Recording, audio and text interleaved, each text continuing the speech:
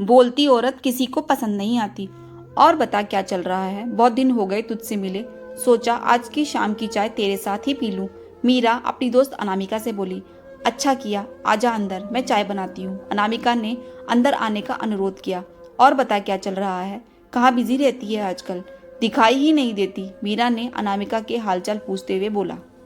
कुछ नहीं यार, बच्चों के पेपर चल रहे हैं, बस उसी में उलझी रहती हूँ आजकल। जो थोड़ा बहुत टाइम मिलता है तो भाभी के घर जेठानी चली जाती हूँ।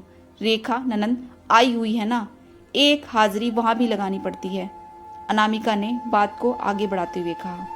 अरे हाँ, मिले थे हम 2-3 दिन पहले शाम को बाजार में मिली थी। रेखा बिल्कुल नहीं बदली ना, जरा से हाल चाल पूछ लो। अगर तुम्हारी जेठानी के बेचारी सारी रामायण सुना देती है उनकी। तुम्हारी जेठानी देखने में तो सीधी लगती है, लेकिन रेखा की नज़र से तो अलग ही नज़र आती है। लेकिन लड़की के दिल को तो बुरा लगता ही है जब उसके माँ बाप को भाभी पटर पटर जवाब देती हो। मीरा ने रेखा के प्रति अपनी सद्भावना व्यक्त करते हुए बोली।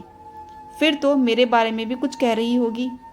अपने को छोड़कर बाकी सबके लिए तो बहुत ज्ञान है उसके पास। अनामिका ने रूखेपन से पूछा। तेरे बारे में मुझसे क्यों बोलेगी? उसे पता है मैं तेरी दोस्त हूँ। बस यह कह रही थी कि इससे तो अच्छी छोटी भाभी है ही सही है, कम से कम हंस के बात तो कर लेती है माँ पापा से। बड़ी वाली तो या तो बात नहीं करेगी या बदतमीजी से बोलेगी। बदतमीज तक बोल दिया उसे? क्या वाकई ऐसा है? मीरा ने रेखा की बातों का मर्म जानने की उत्सुकता लिए हुए पूछा। तुझे क्या लगता है एक ही जगह रहते हुए मैं अलग क्यों रह रही हूँ? तूने तो देखा है ना, मेरा घर हवेली है, क्या हमारे लिए जगह नहीं थी वहाँ? हमारे हिस्से वाला फ्लोर बंद रहता है, वहाँ छोड़कर यहाँ किस्त भर रहे बैंक की इस मकान के लिए क्यों? कम से कम उस घुटन रोज की चिक चिक से आजाद हैं। अनामिका ने उत्तर दिया। मेरी जेठानी बिल्कुल भी बुरी नहीं है, उनकी तो हिम्मत है कि उन सबका कर रही है। घुटन होती है वहाँ पर मेरे सास ससुर के पास रेखा को फोन करने के अलावा दूसरा कोई काम नहीं है उनके पास। बस उनको फोन करते हुए ही खुश दिखाई देते हैं। बाकी वक्त घर पर सन्नाटा वाला माहौल रहता है। ना पोते पोती से मतलब, ना उनके घर में क्या हो रहा है उससे मतलब है बस अपने खाने पीने, अपने आराम से। हाँ, जब उनके दामाद बेटी आ जाए तो अपने चेहरे पर ऐसा नकाब लगाते हैं कि एकदम घर का माहौल बदल देते हैं। तब देखो नींद गायब, हंसना हंसाना। जेठानी के बच्चों के साथ प्यार से बात करना, अचानक से आधुनिक ख्यालों वाले बन जाते हैं दामाद और उनके घर वालों के आगे। वैसे तो भाभी के साथ ऐसा व्यवहार करते हैं जैसे काम वाली हो। बस मेरा ये कर दे, मेरा वो कर दे, यहाँ तक उनका नाम भी अपनी जबान से नहीं लेते। और बाहर वालों के आगे बेटी बोल बोल के ऐसा जताएंगे जैसे उनसे ज्यादा बहू को बेटी मानने वाला कोई और दुनिया में दूसरा ना हो। हद है वहाँ दोगलेपन की। अनामिका ने अपनी जेठानी का पक्ष लेते हुए कहा। लेकिन क्या तुम्हारे जेठ या ननंद को नहीं पता ये सब? तुम्हारी ननंद तो ऐसी बात कर रही थी जैसे सारे अत्याचार उसके माँ बाप पर हो रहे हैं। मीरा ने अनामिका से प्रश्न पूछा। यही तो कहानी है सारी। जेठ जी हैं श्रवण कुमार। जब मेरी शादी हुई तब भाभी को 7 साल हो गए थे उस घर में। मैंने जो देखा, भाभी का गलत में तो छोड़ो, सही में भी साथ नहीं देते हैं वो। जानते बूझते भी उन्हीं को भला बुरा कहने लगते मेरे सास ससुर के सामने। जब यह जानते हुए कि हम सही हैं लेकिन पति के साथ ना देने की बेबसी और सही होने पर भी किसी से क्षमा मांगने की घुटन, कैसा लगता होगा उस पर। फिर उन्हीं लोगों की इच्छाओं का ध्यान रखते हुए अपना प्रत्येक दिन समर्पित करना आसान होता है क्या? भगवान का शुक्र है कि रोहन, अनामिका का पति, ऐसे नहीं थे। वो मेरा साथ सही होने पर जरूर देते थे। मेरे साथ भी बहुत चिक चिक करते थे शुरू में मेरे सास ससुर, लेकिन मैं भाभी तो थी नहीं और ना ही रोहन श्रवण कुमार, जो हमने शादी के 1 साल बाद ही अलग रहने का फैसला कर लिया। रही बात रेखा की, जैसे माँ बाप अपने बच्चों को जानते हैं कि वह कैसे हैं, ऐसे ही बच्चे भी जानते हैं हमारे माँ बाप कैसे हैं। लेकिन जब स्वार्थ भरे रिश्ते हो, जो यह देखते हो कि माँ बाप से गलत बोलने पर से कभी हमारे ससुराल के 30 त्योहारों के लेन देन पर कमी न आ जाए, तो न्याय की बात कौन करे? अभी 2 साल ही तो हुए हैं उसकी शादी को।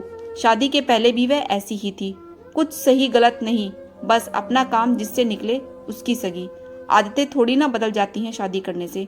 अनामिका मीरा को वास्तविकता के दर्शन कराते हुए बोली।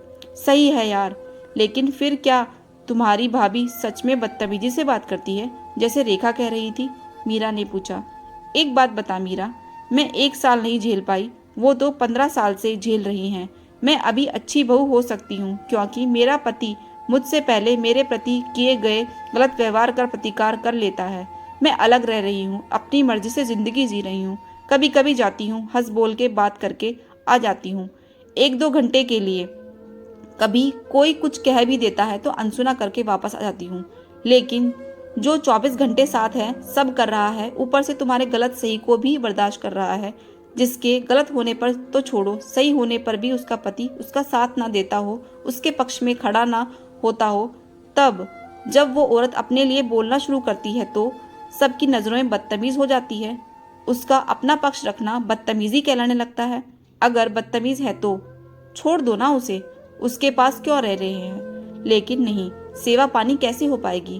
वह ऐसी नहीं थी मेरी शादी तक। वो तो मेरे बोलने पर भी मुझे ही समझाती थी कि बड़े हैं, 2-4 बात बोल भी देते हैं तो क्या हुआ, लेकिन बर्दाश्त की भी तो कोई सीमा होती है। मुझे तो खुशी है कि वो अपने लिए बोलना तो सीखी, देर से ही सही। अनामिका ने अपनी सोच जाहिर करते हुए बोला कि हमारे पति हमारा साथ देते हैं, शायद इसलिए ही हम अलग रहने के बावजूद उनके परिवार वालों की नज़रों में अच्छे हैं। नहीं तो हमारे नाम के भी पर्चे छप रहे होते, तुम्हारी जेठानी की तरह। अगर देखा जाए तो करते धरते उन्हें भी तो 15 साल में बदतमीज का खिताब मिला। अगर हमने नहीं किया और ऐसा खिताब मिल भी जाए तो हमारी सेहत पर क्या असर पड़ता है? लेकिन जो करता है उसे तो बुरा लगेगा ही। मीरा ने अनामिका की बात का समर्थन किया। अब बात समझ आ गई हो तो कुछ और बात करें। चल दूसरी चाय बना के लाती हूँ। बातों ही बातों में ठंडी कर दी, अनामिका कहते हुए किचन की तरफ चली गई। दोस्तों, कभी कभी हम भी वहाँ रेखा जैसे लोगों की बात सुनकर किसी के परिवार के लिए या उसके सदस्य के लिए एक राय कायम कर लेते हैं। लेकिन एक बार स्वयं को उस परिस्थिति में रखकर देखिएगा, जरूर आपको उस व्यक्ति का चरित्र साफ नजर आने लगेगा। किसी भी व्यक्ति के बारे में बोलने से पहले एक बार व्यक्तिगत तौर पर उसका आंकलन अवश्य करें, क्योंकि परखना आसान है, समझना मुश्किल। आपको ये कहानी कैसी लगी जरूर बताएं। Thanks for watching. Please subscribe my channel.